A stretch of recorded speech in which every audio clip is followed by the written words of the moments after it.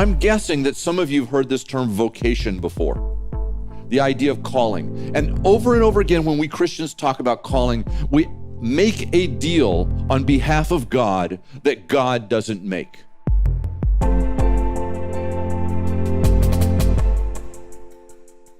We say the deal is that you will get to do what you are created to do.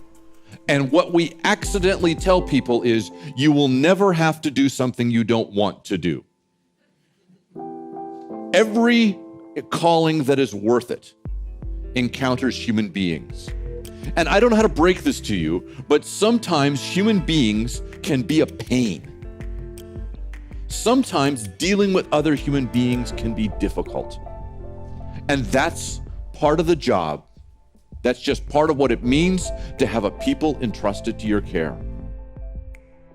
Now, if this was a paternalistic understanding of people entrusted to your care, you could simply beat down the people entrusted to your care and say, no, you need to be who I want you to be.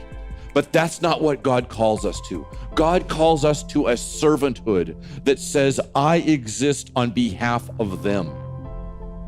It's not about me.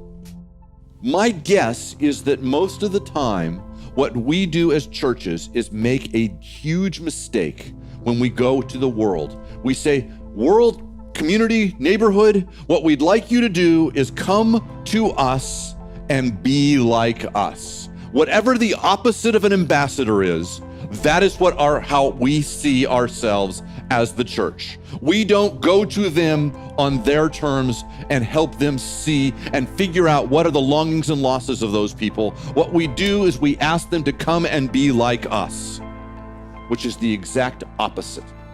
If I can invite somebody into a story, I can take them so much further than if I wag my finger at them. You invite people into a story. How do you invite them into a story? Well, you take your story and my story and weave it together with a biblical story to create a shared story of future hope.